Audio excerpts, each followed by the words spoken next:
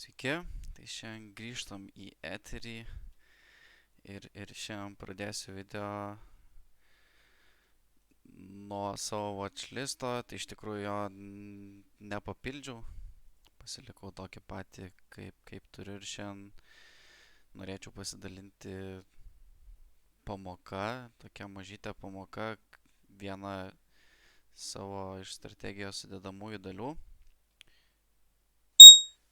Jos tai iš tikrųjų būtų gera idėja man išsitrinti viską, užsihaidinsim time sessionus, nueisim į didesnį time frame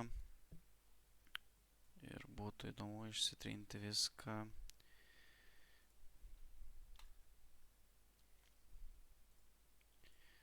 Ok, galima pradėti. Tai iš tikrųjų šiandien norėčiau papasakoti apie tris struktūras, iš tikrųjų apie likvidaciją, apie konsolidaciją ir apie trendingo fazę. Tai iš tikrųjų turbūt daugeliui teko girdėti apie Londono sesiją, New Yorko sesiją ir Azijos sesiją. Tai iš tikrųjų tos sesijos dažniausiai siejamos yra su būtent struktūrom rinkos, kaip ir kalbėjau. Tai Azija labiausiai atitinka konsolidaciją, Londono sesija atitinka labiausiai likvidacijos fazę, taip pat ir New Yorko sesijos pradžioj dažnu atveju iš tikrųjų būna likvidacijos ir tik nuo kokios 6 valandos mes pradedam judėti plius minus viena kryptimi, ten kur mums iš tikrųjų reikėtų judėti. Tai iš tikrųjų galbūt atkreipė dėmesį, kaip aš braižau zonas praeituose video, tai aš jas braižau kaip blokus, tai aš stebiu, kur kaina konsoliduojasi. Iš tikrųjų, čia gal kažkokią minimalę konsolidaciją galėtume išvelgti. Paimsim tokią mažesnę gal, kur tikrai kaina gražiau konsolidavosi ir nesitaškė. Tai iš tikrųjų, kaip visa esmė vyksta, tai kaina visą laiką turi išimti ir viršų, ir apačią dėžutės. Čia yra likvidumo, kadangi kaip žmonės treidina dėžutėse, konsolidacijose, tai jeigu čia atmušėm stipriai kainą, vadinasi, čia kažkokie stop lossai yra, čia atmušėm stipriai kainą, čia yra stop lossai, čia atmušėm kainą ganėtinai stipriai viršų, čia stop lossai yra, čia stop lossai yra. Tai šitus stop lossus čia nuėmėm, šitus stop lossus dar nenuėmėm, šit čia irgi nenuimta niekas. Čia kiekvienos apačios šitų dviejų apačių, iš esmės su lyg šitą apačią yra nuimti stop lossai. Tai kaip rinka iš tikrųjų elgesi kiekvienu atveju, tai daugeliu jų turbūt yra aišku, kad mes judam ten, kur yra retailerių stop lossai.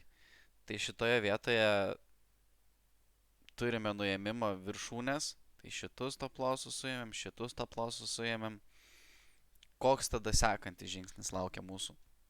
Tada mes važiuojam žemyn ir nuimti paskutinius stop lossus su lyg šita žemuma. Kai nuimam šitus stop lossus, čia yra mūsų konsolidacija, čia yra mūsų likvidacija.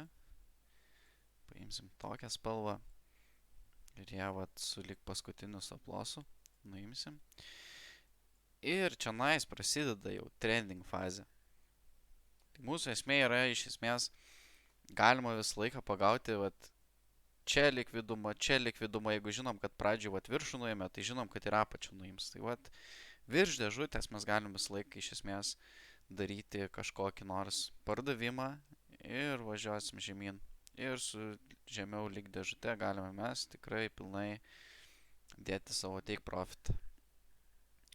Toliau galime paimti daugiau pavyzdžių, tai čia irgi užsižymėti galiu kaip trending fazė. Ir jos puikiai veikia. Galima paimti bet kokį kitą pavyzdį. Daleiskim, čia mini kažkokią konsolidaciją turim. Čia užsižymėsim vėl raudoną spalvą. Gerai. turim čionais nuo viršūnės atmušimą, tada turim nuo pačios atsispirimą, tada turim vėl kelis tokius vat atsimušimus, kaip mes judam vėl.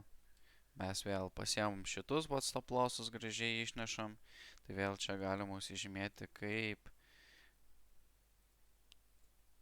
likvidacijos fazė, vėl kokią nors geltoną spalvą pažymėsiu ir tada mes pradedam važiuoti ten, kur reikia. Ir tada čia yra trending fazė. Kaip šitose vietose elgtis, tai galima iš tikrųjų bet kur nuvažiuoti, absoliučiai, kur mes tik matome konsolidaciją kokią nors. Nežinau, čia kokią nors konsolidaciją, galbūt čia. Norėčiau gal kokį nors gražesnį pavyzdį paimti, kur tikrai yra stipri konsolidacija ir mažas volumas. Galbūt va čia nais va kokią nors. Gerai, turim čia konsolidaciją. Žymim raudonai. Dabar aš matau, kad tarkim išėjom mes iš tos dėžutės žemyn. Sulaukiam kažkokio galbūt reverso patvirtinimo arba kokią nors supporto zoną, kaip galbūt va šičia įsižymėčiau dėžutę. Įsižymėčiau kaip ir praeitą kartą viduriuką dėžutės. Turim čia kažkokią supporto zoną, matom čia vėl konsoliduojamės, žinom, kad tikrai eisim arba į viršų, arba žemyn. Šiuo atveju mes išėjom žemyn, turim kažkokią zoną mini, pasidedam pirkimą, galima iš tikrųjų šiuo atveju netgi aukščiau, ne visą laiką mes tiek kantrybės turim ir tikrai stipriai žemiau galima užsidėti tos zonos mūsų stopą.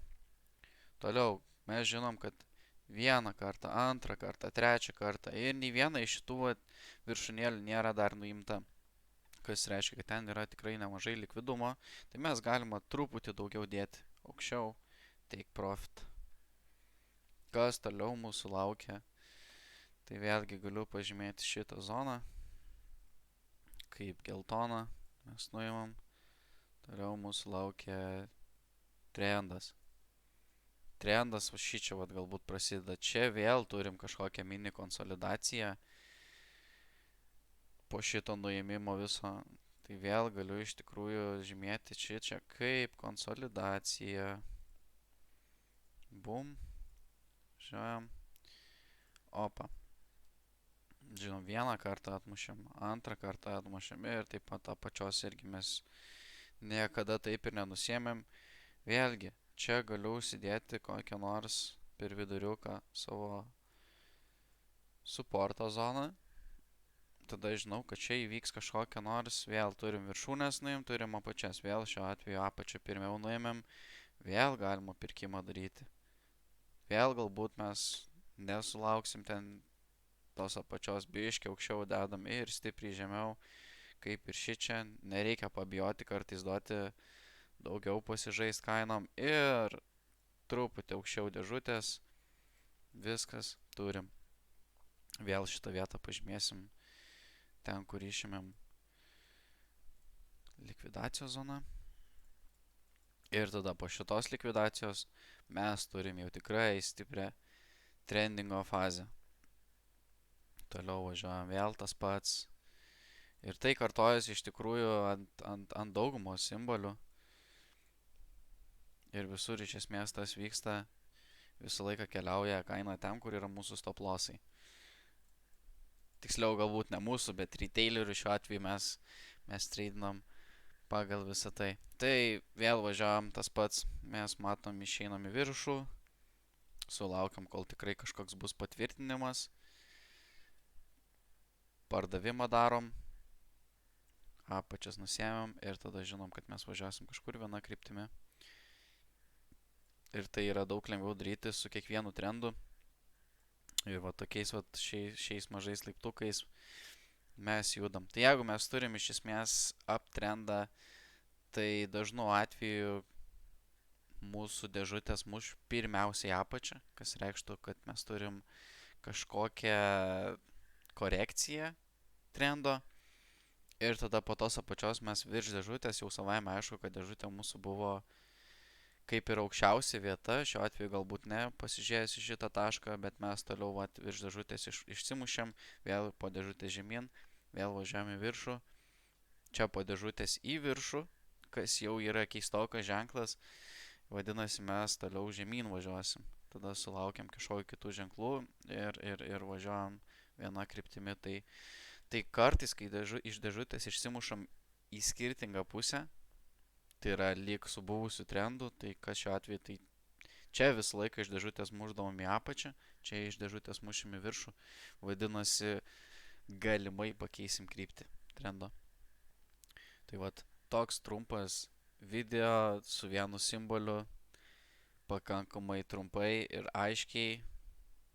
Jeigu kils klausimų arba reikės galbūt daugiau informacijos ar daugiau galbūt pavyzdžių, tai mielai rašykite komentarus. Ir jo, ir įkelsiu galbūt vėliau dar kitokią pamoką. Tai būtų tiek.